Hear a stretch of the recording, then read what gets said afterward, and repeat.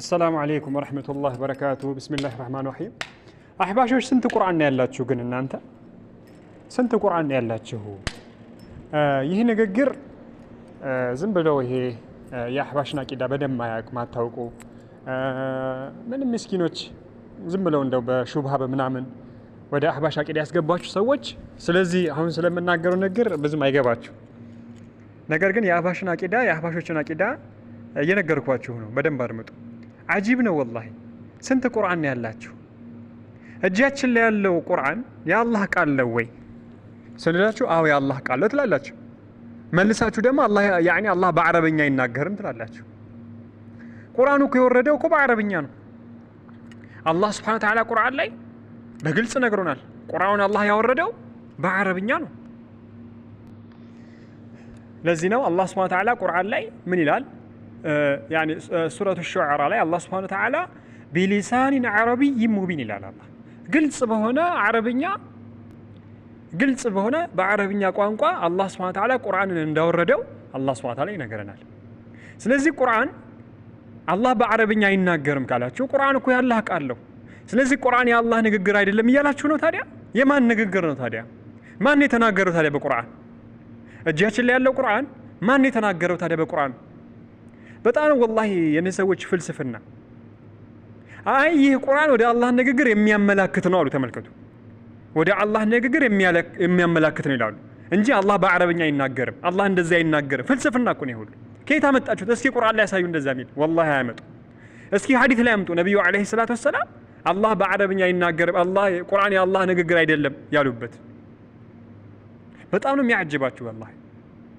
ስንት ቁርአን ያላችሁ እጃችን ላይ ያለው ቁርአን ጽሁፉ መخلوቅ ነው አላችሁ ግልጽ ነው መልሳችሁ ደግሞ የአላህ ቃል ነው ትላላችሁ አጂብ ነው والله ስንት ቁርአን ያላችሁ ምን ማለት ነው ስንት ቁርአን ያላችሁ ይህ እጃችን ላይ ቁርአን ያለው እጃችን ላይ ያለው እኛ ያለ ውዱ ማን ይዘው ያለ ጀናባ ላይ ያለ ሰው እንዳይቀራ የሚባለው እንደዚህ ሀይድ ላይ ያለ ሴት በእጇ ይዛ እንዳትቀራ የሚባለው ይህ ቁርአን እጃችን ላይ ያለው እኛ ምን ወደው ድፍን ሙስሊም በጠቅላላ ዓሊሙም ጃሂሉም ይስማማበት ቁርአን የአላህ ቃል ነው ይህ ቁርአን ወደ አላህ ንግግር የሚያመላክት ነው ካላችሁ ኦኬ ስለዚህ ሁለት ቁርአን ያላችሁ ማለት ነው አንደኛ የአላህ ቃል የሆነው ሁለተኛ ደግሞ ወደ አላህ ቃል የሚያመላክተው የሆነው እጃችን ላይ ያለው ቁርአን ስለዚህ እናንተ ሁለት ቁርአን ያላችሁ ማለት ነው አህባሾች ስንት ቁርአን ያላችሁ عجيب ነው والله አላህ ቁርአን ላይ ምን አለ ተመልከቱ ከቁርአን አንስተን እንጀምር መረጃችን አላህ Subhanahu Wa Ta'ala ምን ይላል يريدون እነዚህ ማለት ነው አላህ Subhanahu Wa Ta'ala ስለ ሙሽሪኮቹ ሲናገር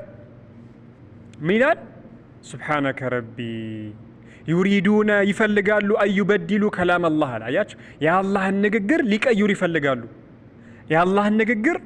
ሊቀይሩ ይፈልጋሉ ይላል አላህ ቁርአንን የአላህ ቃል መሆኑን ይናገራል ليلى الله سبحانه وتعالى سورة التوبة لي وإن أحد من المشركين استجارك فأجره حتى يسمع كلام الله هياج يا الله نققر كلام الله يال قرآن يا الله نققر نو يال تملكتو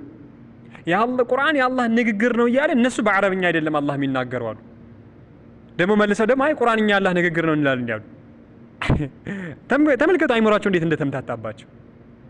قرأ قبالو أبشر عايزواتشو አይዟችሁ እነሱ አይምሯቸው ደንዝዟል ለዛ ነው አይምሮ ባይደነዝዝ አንድ ሰው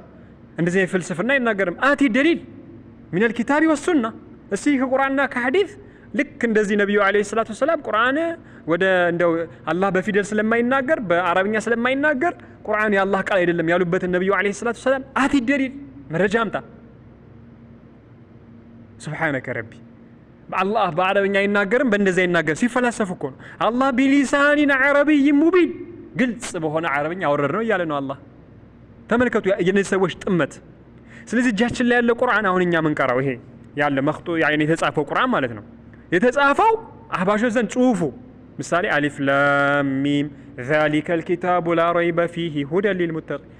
ذلك الكتاب لا ريب የተጻፈው ጽሁፉ አህባሾች ዘንድ ፍጡር ነው مخلوق ነው ተመልከቱ ቁርአን ደግሞ የጌታችን የአላህ ቃል ነው አላህ ይናገራል አላህ በድምጽ ይናገራል ለዚህ ነው ቡኻሪ ምን ይላሉ መሰላችሁ وعن ابي سعيد الخدري رضي الله عنه عن النبي صلى الله عليه وسلم نبينا عليه الصلاه والسلام ምን ይላሉ ቡኻሪ የዘገቡት ሐዲስ ላይ ነው ምን ይላሉ يقول الله ይላል ያ አደሙ አንተ አደም ይለዋል በግልጽ ይኸው ተመልከቱ ያ አደሙ አንተ አደም ይለዋል አላህ ሱብሓነሁ ወተዓላ ፈየቁሉ አደምም ይላል ለበይከ ወሰዐደይክ አቤት ይላል ይወላችሁ የአላህን ጥሪ ይቀበላል አደምም ከዛን ምን አሉ ነብዩ አለይሂ ሰላቱ ወሰላም እዛው ፈዩናዲ ቢሰውቲን አላህ በድምጽ ይጣራል በድምጽ አላህ ይጣራል ተመልከቱ ነብዩ አለይሂ ሰላቱ ወሰላም ሐዲስ ላይ አላህ እንደዚህ ካልኩኝ እንደዚህ መሳሰልበት በነገራችን ላይ አህባሽ ለመሆን የመጀመሪያው መስፈርት ነብዩ ማስተባበል ነው አለይሂ ሰላቱ ወሰላም አህባሽ ለመሆን የመጀመሪያው መስፈርት ነብዩ ማስተባበል ነው ነብዩ ፈዩናዲ ቢሰውቲን በድምጽ አላህ ይጣራል ይያሉ አህባሾች የአላህ ድምጽ ያላህ ንግግር ድምጽ አይደለም ማለት ተመልከቱ በጣም ነው የሚያጅባችሁ ከነዚህ ሰዎች ጉድ እኮ ያልቅ ፈዩናዲ ቢሰውቲን በድምጽ ይጣራል ይላሉ ነብዩ አለይሂ ሰላቱ ወሰላም 4741ኛ የቡኻሪ ሐዲስ ላይ ታገኙታላችሁ ሌሎችም ሐዲሶች አሉ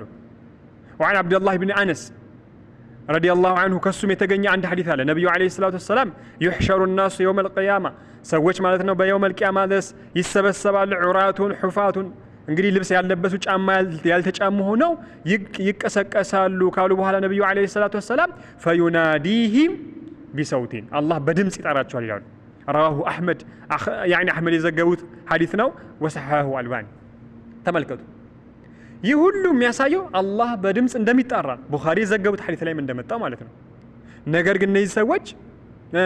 በፍጹም ይሄንን ድምጽ አላህ ድምጽ አለው አንልም ፊደል በፊደል ነው የሚያወራው አንልም በአረብኛ ነው የምናወራው አንልም እያሉ ይፈላሰፋሉ አላህ ቁርአን ላይ ምን አለ ወኢዝ ናዳ ረቡከ ሙሳ ጌታህ ማለት ነው ሙሳን በጠራው ጊዜ ተመልከቱ ጥሪ ኒዳ في العرب በአረብኛ በአረቦች ኒዳ لا بد يكون بصوت በጥሪ በድምጽ ነው የሚሆነው ጥሪ ማለት ነው አላህ Subhanahu Wa Ta'ala ሙሳን እንደጠራው ቁርአን ላይ ተናግሮናል እሺ አላህ ማይናገር ከሆነ ያላህ ንግግር ድምጽ ካልሆነ ሙሳን ያናገራቸው ማን ነው ሙሳን አላህ የጠራቸው ጊዜ ማን ያናገራቸው ተመልከቱ ይሄ ሁሉ ፍልስፍናቸው የአህባሾች በደም ልታውቁ ይገባል ባረከላሁ ፊኩም ልትጠነቀቁ ይገባል ብዙ والله ማርዘም ባይሆን ኖሮ በጣም በርካታ መረጃዎች አሉ አላህ Subhanahu Wa Ta'ala ይናገራል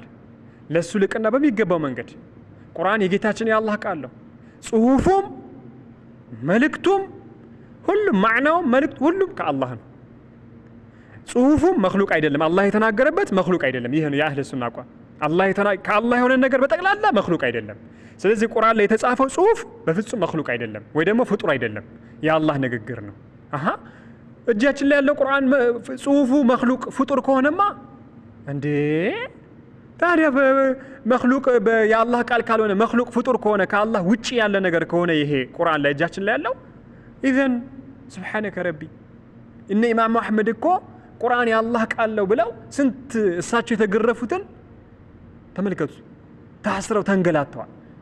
ለምን ቁርአን የአላህ ቃል አይደለም በሉ ፍጡር ነው በሉ ተብሎ ዛሬ ለካህባሾች እንደሚሉት ማለት ነው አህባሾች ዘንድ ባረከላሁ ፊኩም እጃችን ላይ ያለው ጽሁፉ ቁርአኑ ማለት ነው ጽሁፉ يعني ምንድነው የሚሉት አላህ በአረብኛ ስለማይናገር ይህ እጃችን ላይ ያለው ቁርአን ወደ አላህ ቃል የሚያመላክት ነው የሚሉት አውቀው ግን አዋሙን ለመሸወድ ማህበረሰቡን ለመሸወድ አረኛ ያላህ ቃል ነው እንላለን ያሉ መልሰው ደግሞ አላህ በአረብኛ አይደለም የሚናገር ይላል ተመልከቱ ይሄ ሁሉ ጥመታቸው والله አንድም የቁርአን አንድም የሐዲስ አንድም መረጃ ኖሯቸው ሳይሆን እና አርስቶትን የግሪክ ፍልስፍና ተለያየ ፍልስፍና ውስጥ ተዘፍቀው